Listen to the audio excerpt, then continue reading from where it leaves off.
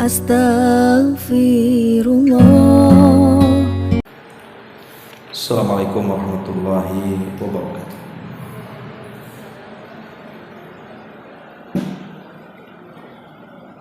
Alhamdulillah wassalatu wassalamu ala Rasulillah wa ala alihi wa sahbihi wa mawalah wa la hawla wa la quwwata illa billahi wa ba'd. Melanjutkan kajian kita masih membahas kitab Umdatul Ahkam, dan kita masuk pada bab ke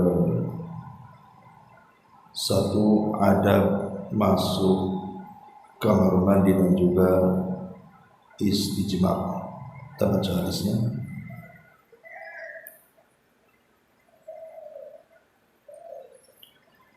An Anas bin Malik radhiyallahu anhu anna an-nabiy sallallahu alaihi wasallam kana idza dakhala al-khala'a qala Allahumma inni a'udzu bika minal khubuthi wal khaba'is. Dari Anas bin Malik radhiyallahu anhu bahwa Nabi sallallahu alaihi wasallam jika hendak masuk WC atau kamar mandi, beliau berdoa, Allahumma inni a'udzu bika minal khubuthi wal khaba'is. Ya Allah, aku berlindung kepadamu dari para syaitan perempuan ataupun syaitan laki-laki.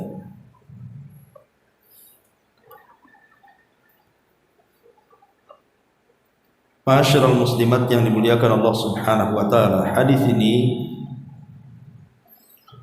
ada beberapa faedah yang bisa kita petik ibrah dan pelajaran.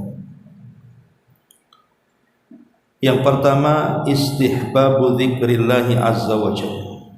Disunnahkan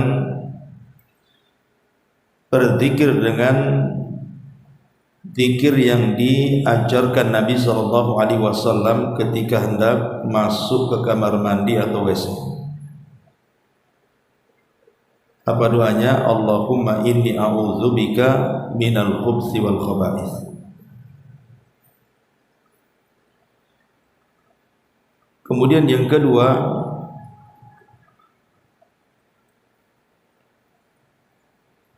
yang bagi lil muslimi an yatahassana bi dzikri fi kulli ahwali.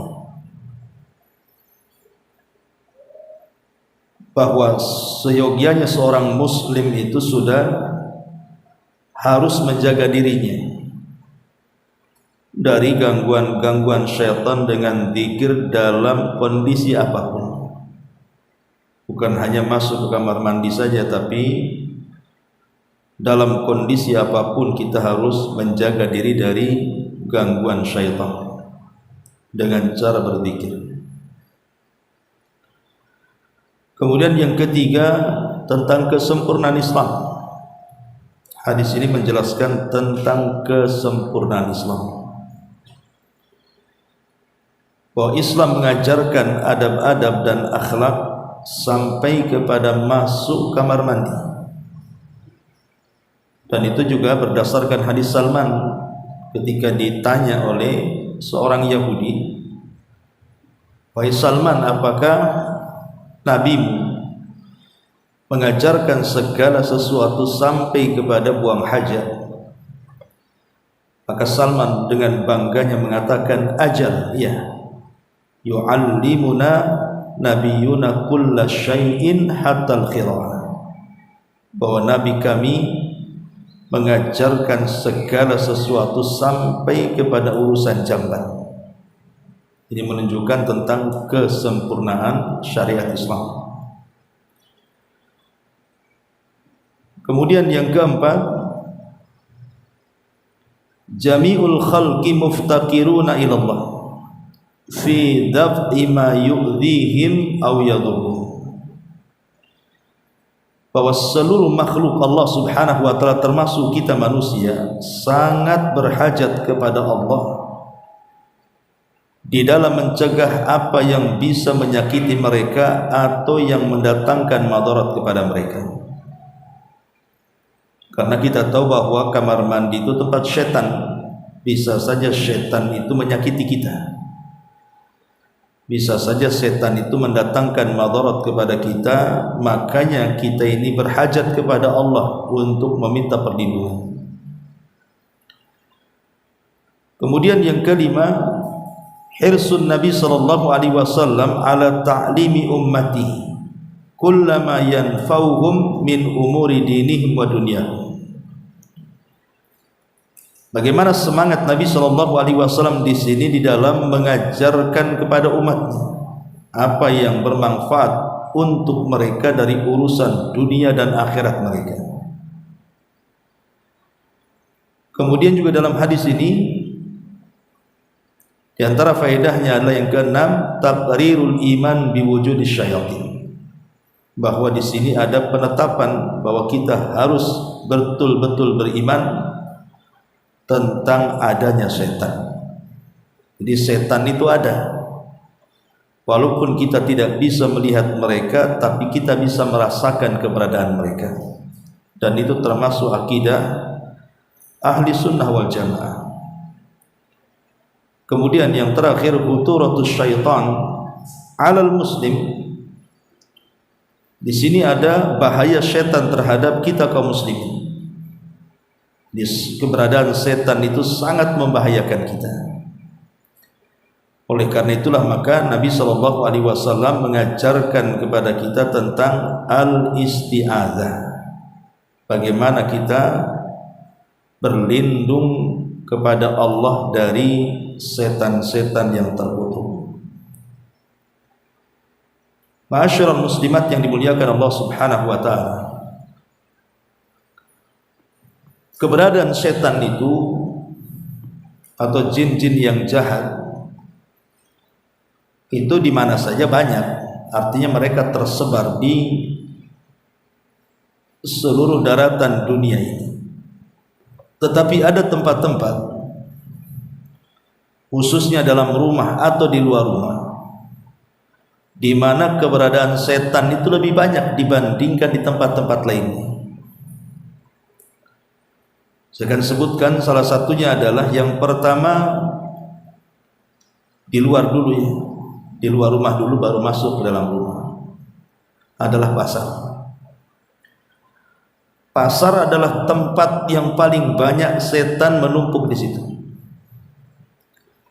Makanya Nabi Shallallahu Alaihi Wasallam menganggap pasar itu seburuk-buruk tempat. Makanya kita dianjurkan berdoa apabila masuk ke dalam pasar. Dan jangan lama-lama di pasar. Kalau sudah selesai hajat kita, maka pulang, karena di situ tempat berperangnya kita dengan setan. Kemudian yang kedua, tempat-tempat kotor. Makanya kalau seandainya ibu meletakkan tong sampah di depan rumah itu, jangan menunggu menumpuk sampah itu. Karena ada orang-orang yang kemudian membiarkan sampah itu berserak di depan rumah. Alasannya nunggu tukang sampah datang. Nah, kalau tukang sampahnya sebulan sekali datang, dari mana pula numpuk-numpuk di situ. Maka jangan kemudian menumpuk-numpuk kotoran di situ. Karena setan itu paling banyak menumpuk di tempat kotoran. Kemudian juga yang ketiga, tempat-tempat maksiat. Sudah jelas tempat-tempat maksiat, diskotik, lokalisasi, barbar, tempat-tempat judi dan yang semacamnya, maka itu juga setan-setan menumpuk di situ. Karena itu memang tujuan setan untuk menyesatkan anak Adam. Mereka akan berkeliaran di tempat-tempat yang di dalamnya penuh dengan kemaksiatan kepada Allah Azza wa Jalla. Kemudian yang keempat, di lautan. Makanya ibu kalau pulang kampung tidak menggunakan pesawat tetapi memilih jalur lautan, naik kapal dan yang semacamnya, maka banyak-banyaklah ta'awud. Karena setan itu lebih banyak di lautan dibandingkan di daratan. Dalilnya adalah karena istana syaitan itu ada di tengah lautan, di mana iblis itu ketika mengirim tentara-tentaranya untuk menggoda anak Adam yang ada di daratan itu, maka tempat pelepasan pasukan iblis itu dimulai di lautan, karena memang istananya di lautan. Maka hati-hati apabila seseorang memiliki pekerjaan yang memang berisiko di lautan seperti para nelayan, maka banyak-banyaklah bertaut di situ, terutama orang-orang yang hobi mancing, ya kan? Karena memang setan lebih banyak di lautan dibandingkan di daratan. Ma'asyiral muslimat yang dimuliakan Allah Subhanahu wa taala, dan banyak lagi. Adapun di dalam rumah kita, tentu yang paling banyak menumpuk setan itu adalah di kamar mandi, sebagaimana hadis ini. Jadi hati-hati dengan kamar mandi. Kamar mandi ini tempat bertumpuknya setan. Makanya kenapa kemudian para ulama ketika menasihati kita apabila kita ini masuk ke kamar mandi, maka ada beberapa poin yang harus diperhatikan. Pertama, jangan duduk lama-lama. Kalau kita ini mau buang hajat kecil ataupun buang hajat besar, jangan lama-lama di situ. Karena terkadang ada orang yang kemudian menjadikan kamar mandi itu justru tempat rileks dia. Kadang-kadang dicantik-cantik, ya kan? Kemudian juga tempat mandinya pun dibagus-bagusin. Terkadang merendam seharian di situ. Itu tempat setan gitu. Ngapain berlama-lama di situ? Kalau ingin mandi, mandi sekedarnya. Sudah selesai mandi, bersih, keluar. Atau buang hajat, baik kecil ataupun besar, kalau sudah selesai cepat keluar. Jangan sampai kemudian berlama-lama dengan alasan satu, karena yang namanya WC ini tidak sepi daripada najis, namanya buang hajat di situ. Artinya itu tempat najis dan tempat kotoran, dikhawatirkan duduk lama di situ arti takut terkena cipratan najis. Tanpa sadar bahwa najis itu ada di baju atau celana, tiba-tiba kita gunakan untuk sholat, kan masalah jadinya. Kemudian yang kedua, berdasarkan hadis ini bahwa tempat-tempat WC baik di rumah atau di luar ataupun kamar mandi itu memang sarang daripada setan. Sampai-sampai Nabi SAW mengatakan dalam hadis yang lain, inna hadihi al-khusus, sesungguhnya tempat-tempat buang hajat, kata Nabi, inna hadihi al-khusus muhtadaratun, adalah tempat di mana setan-setan itu akan berdatangan di situ. Fa idza ata ahadukumul khala, jika salah seorang masuk ke kamar mandi ataupun WC, falyaqul, maka katakanlah, Allahumma inni a'udzubika minal khubthi wal khaba'is, ya Allah, aku berlindung kepadamu dari para setan perempuan dan setan laki-laki. Kemudian juga yang ketiga, bila berdiam di lama di WC ini, maksudnya tanpa hajatnya, tanpa ada keperluan maksudnya.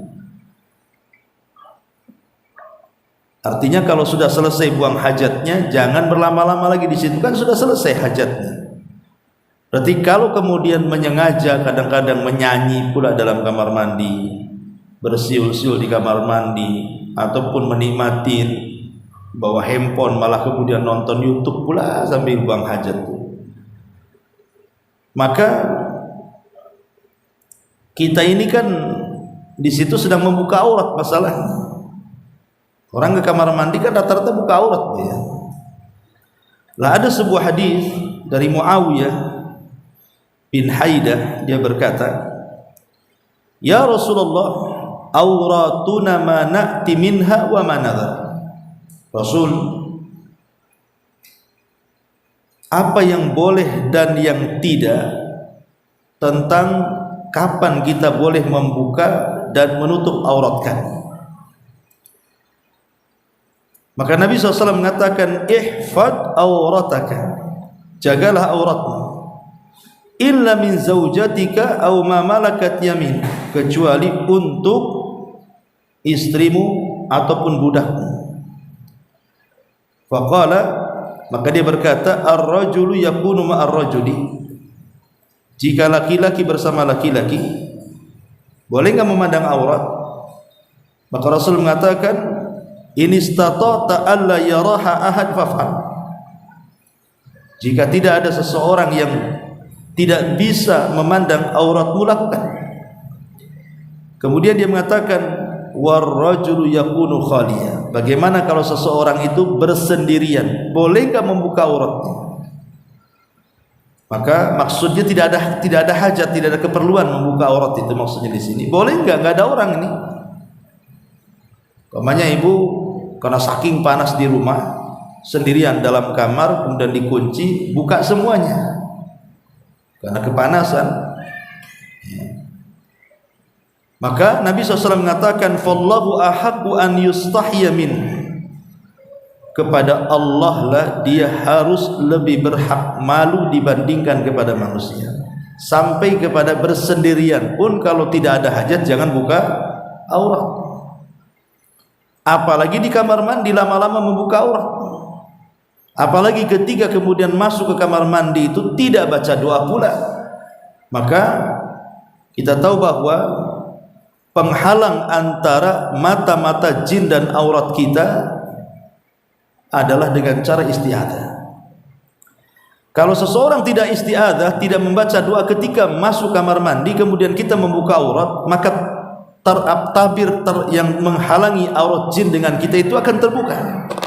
Lah disitulah terkadang muncul kemudian jin-jin yang disebut dengan jinnul asyik.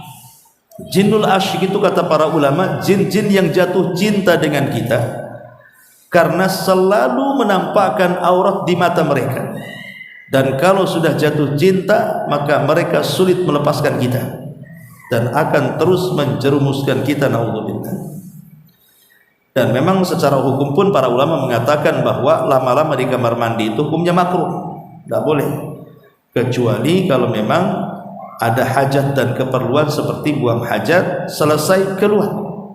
Kalau kemudian sudah selesai masih di dalam, maka Ibnu Taimiyah rahimahullahu taala mengatakan hukum berdiam diri di situ adalah makruh hukumnya. Nah, ini tempat yang pertama di mana syaitan itu akan menumpuk di situ, di dalam rumah, pertama di kamar mandi. Kemudian yang kedua, di kamar yang tidak dihuni. Umpamanya ibu ini punya rumah, kamarnya 4. Mungkin kamar 1 tempat ibu dan suami, kemudian kamar 1 untuk anak-anak, kemudian kamar 1 untuk tamu, kemudian kamar 1 kosong untuk gudang atau apa gitu ya. Maka Nabi SAW mengatakan dalam hadis yang dikeluarkan Imam Muslim, Abi Daud dan yang lainnya dari hadis Jabir bin Abdullah radhiyallahu anhu, kata Nabi SAW, firashun lirrajuli wa firashun li ahlihi wa thalith lidhaifi wa rabi' lisyaitan. Kata Nabi SAW, kalau kita punya 4 kamar, kamar pertama untuk keluarga, suami istri, kamar yang kedua untuk anak-anaknya, kamar ketiga untuk tamunya, dan kamar keempat untuk setan. Dari sini kalau ibu punya kamar kosong tidak pernah dihuni, maka setan akan menumpuk di situ. Lalu bagaimana solusinya?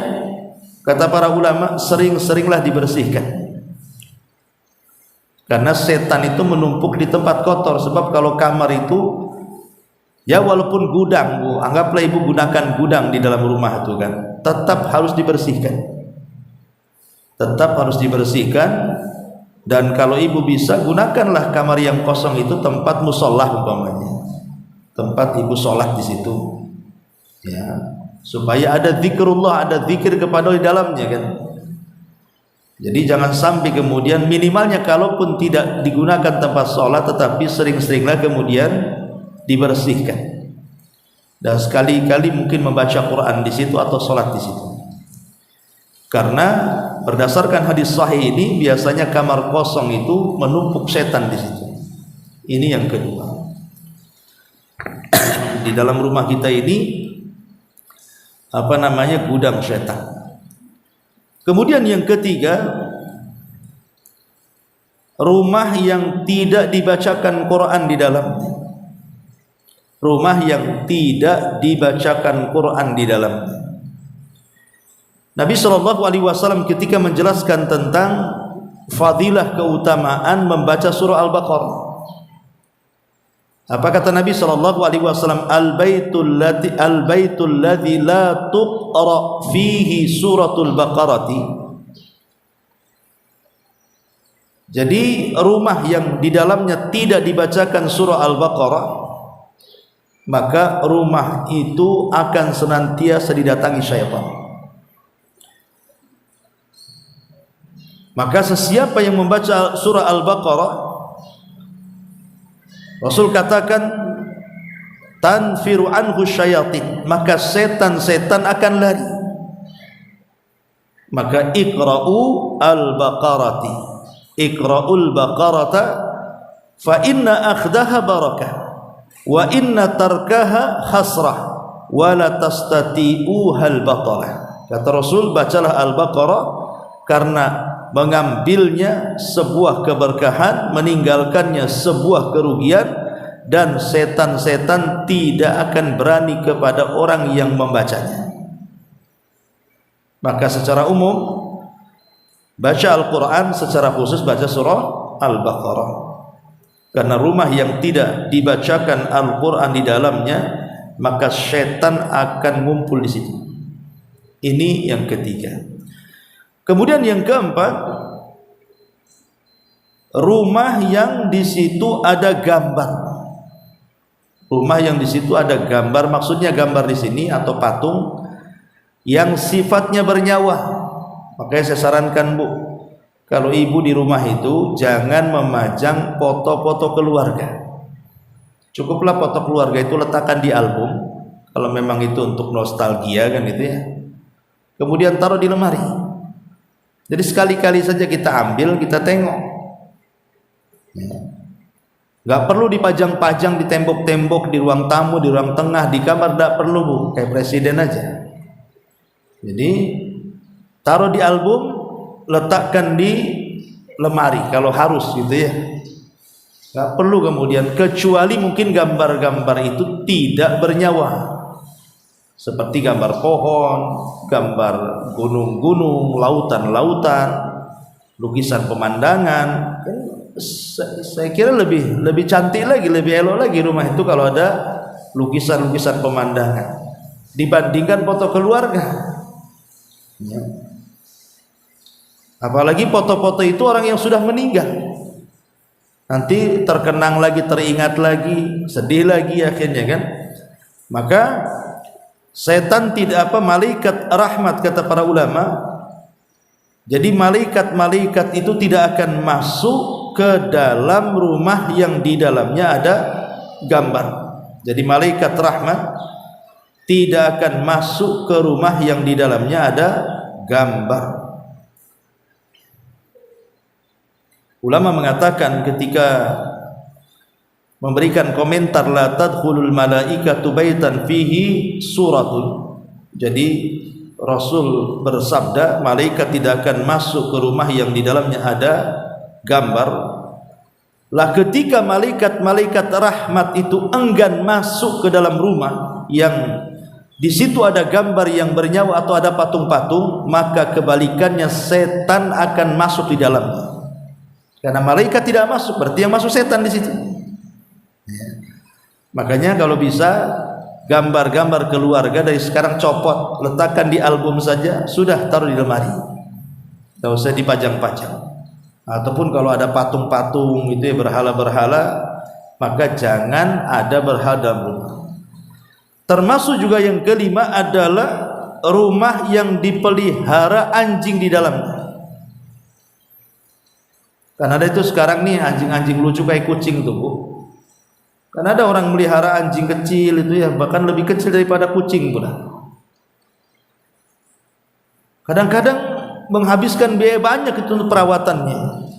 Sudah dunia rugi karena perawatannya tidak sedikit, akhirat lebih rugi lagi karena di situ rumah yang ada anjingnya, maksudnya bukan karena anjing berburu ataupun untuk menjaga ternak, kebun, rumah. Memang dia hanya untuk dirawat kayak halayaknya kucing gitu ya, dikasih makan, dirawat. Maka justru malaikat tidak akan masuk, artinya setan yang akan masuk di situ. Kata Nabi, la tadkhulul malaikatu baitan fihi kalbun. Malaikat tidak akan masuk, artinya yang masuk setan ya, ke rumah yang di situ dipelihara anjing. Jadi ini 5 perkara di dalam rumah ini. Kapan rumah banyak setannya? Pertama, kamar mandi jelas. Makanya solusinya apa? Baca doa, baik ketika masuk ataupun keluar. Yang kedua, kamar kosong. Solusinya apa? Bersihkan. Sekali-kali kita baca Quran, sekali-kali kita sholat sunnah di situ, atau mungkin tidur di situ. Kemudian yang ketiga, apa tadi yang ketiga? Rumah yang di dalamnya ada gambar. Maka solusinya ambil gambar yang bernyawa, letakkan di album. Kemudian yang keempat, rumah yang di dalamnya ada anjingnya. Ya, solusinya buanglah anjingnya dari situ supaya rumah kita tidak dimasuki setan lagi. Dan yang terakhir tentu rumah yang tidak dibacakan padanya Al-Quran. Maka solusinya adalah baca Quran supaya tidak bertumpuk setan di situ. Ma'asyiral muslimat yang dimuliakan Allah Subhanahu wa taala. Kemudian dalam hadis ini juga ada syariat isti'adzah. Ada syariat isti'adzah. Kita ini disuruh untuk meminta perlindungan kepada Allah Subhanahu wa taala dari syaitan.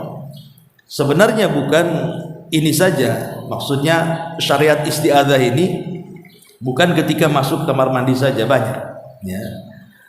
Kita urut ya. Yang pertama, ketika baca Quran.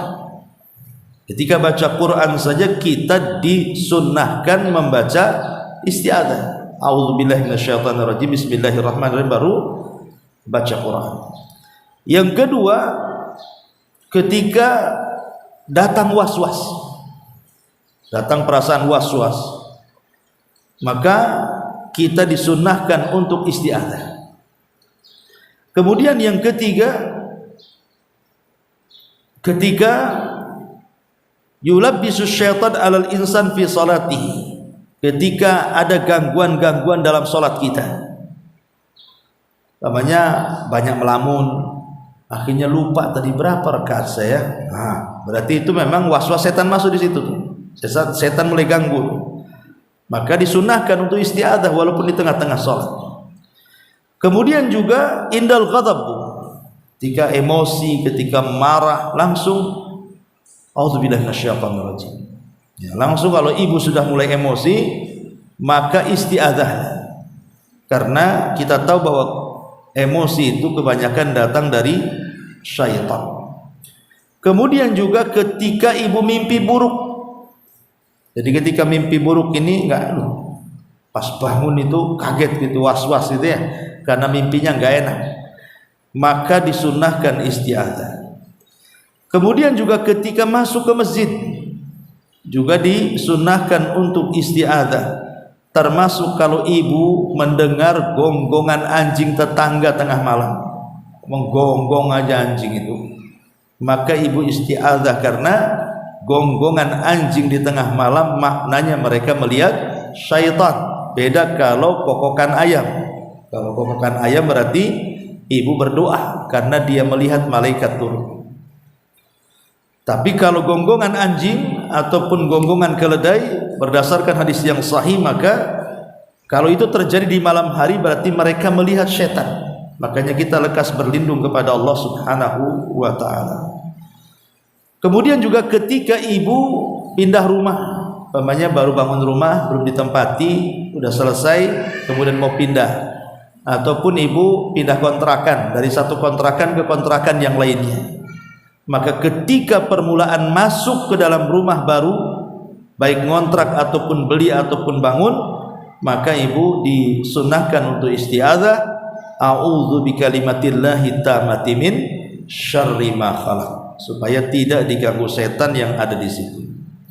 Kemudian juga disunahkan ketika manusia mengalami sakit, tiba-tiba kok sakit perut, kok sakit lehernya, kok sakit kakinya, lututnya, tiba-tiba saja, ya kan ada tuh, atau kok saya nggak ngapa-ngapain kok sakit kali pinggang nih, atau lutut ini, atau apa gitu ya. Maka kata Nabi Shallallahu Alaihi Wasallam, letakkan tangan di tempat yang sakit secara tiba-tiba itu, kemudian membaca Bismillahis 3 kali, Bismillah, Bismillah, Bismillah, gitu ya.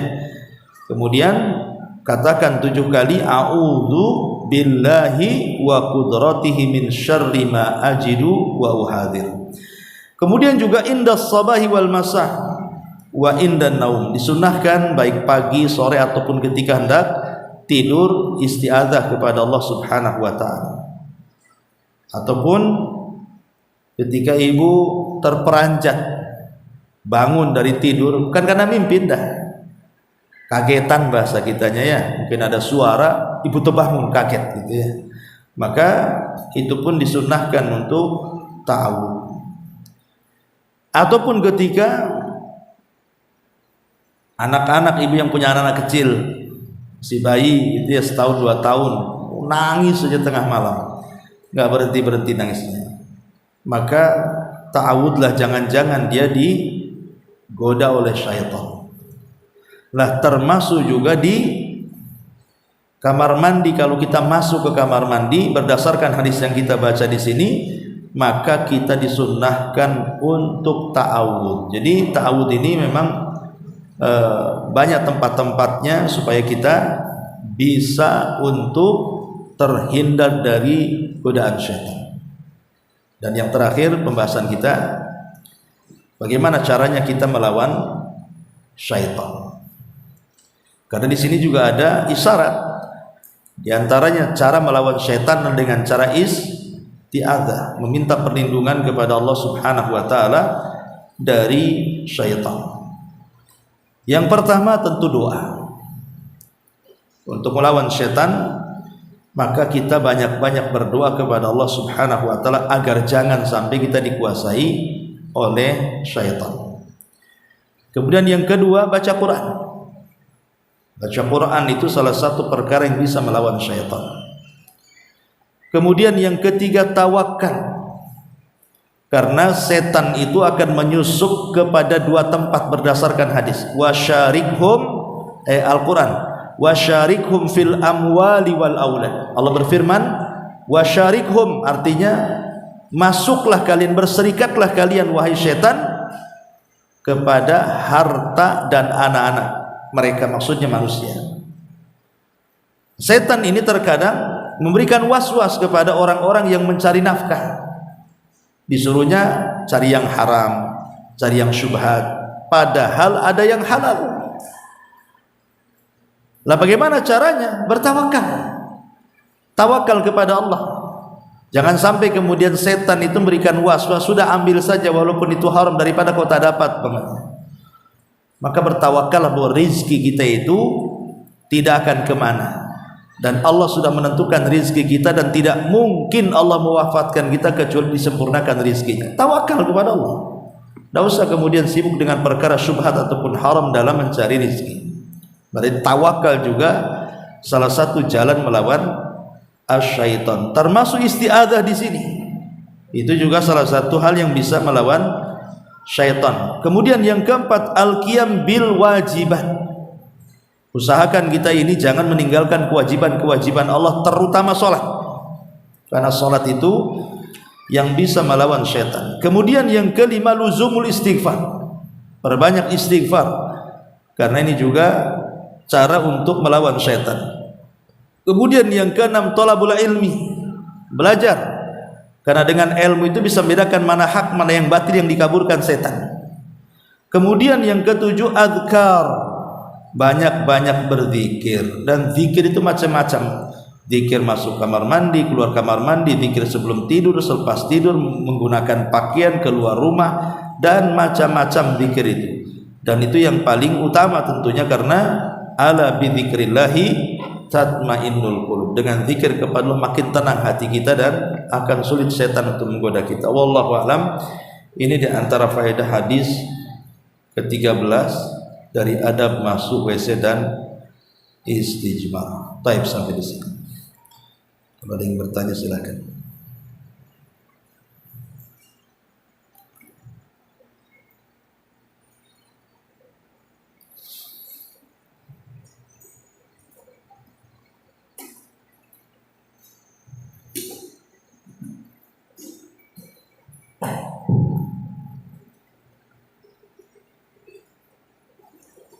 Assalamualaikum Ustaz. Waalaikumsalam.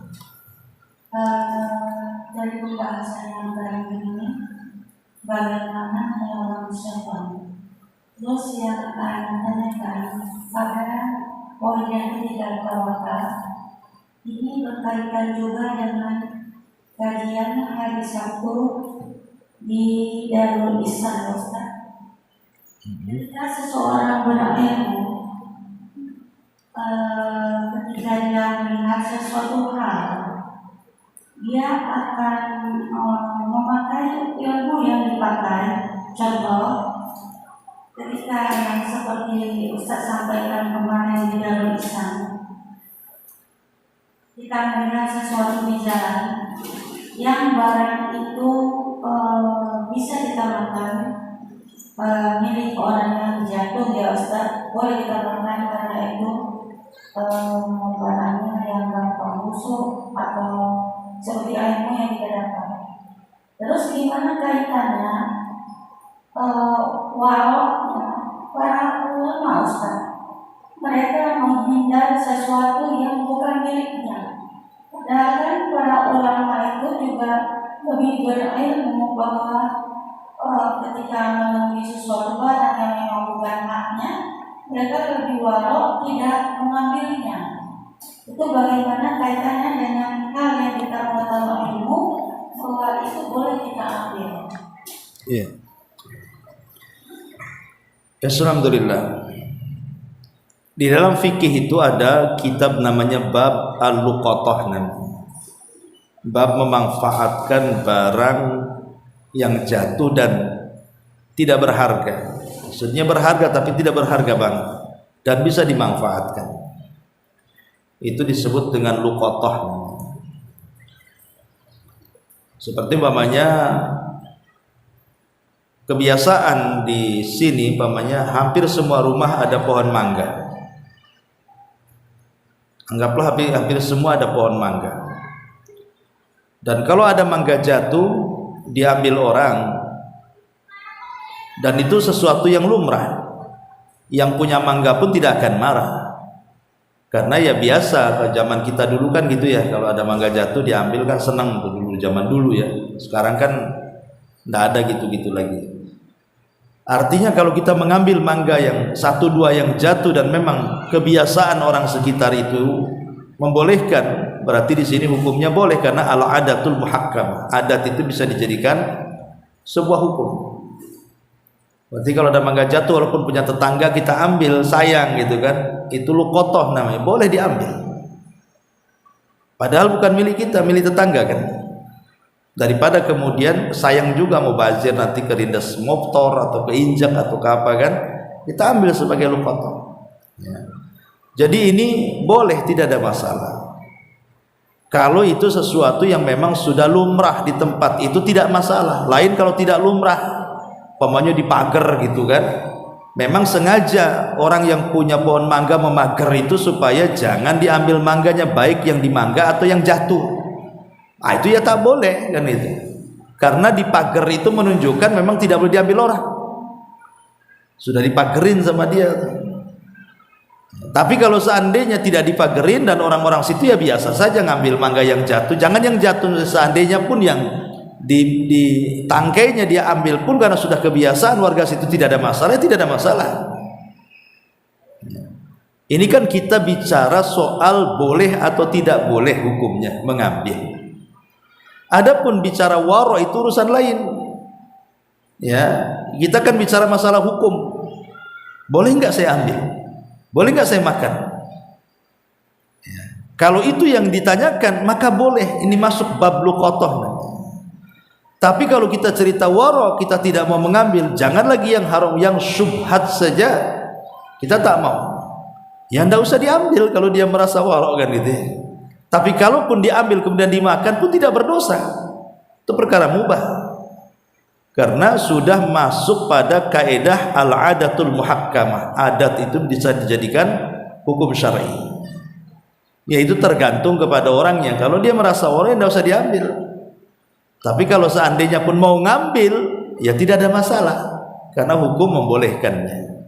Wallahu a'lam.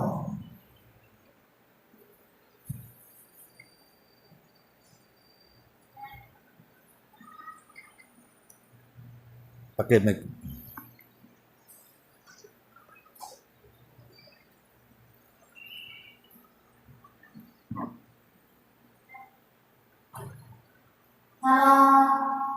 Kalau kita membaca surat Al-Baqarah yang itu harus dari awal sampai akhir atau sudah baca kalau sebagian saja itu saya tanyakan dia.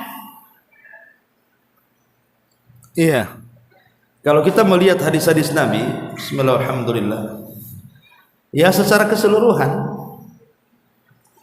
Al-Baqarah kan nggak banyak juga kan, sekitar 2,5 juz lah. Kan ibu bisa baca nyicil.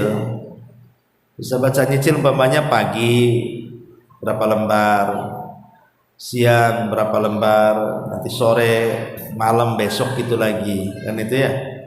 Jadi tidak harus satu hari dihabiskan. Yang jelas kan kita bisa tandai ini.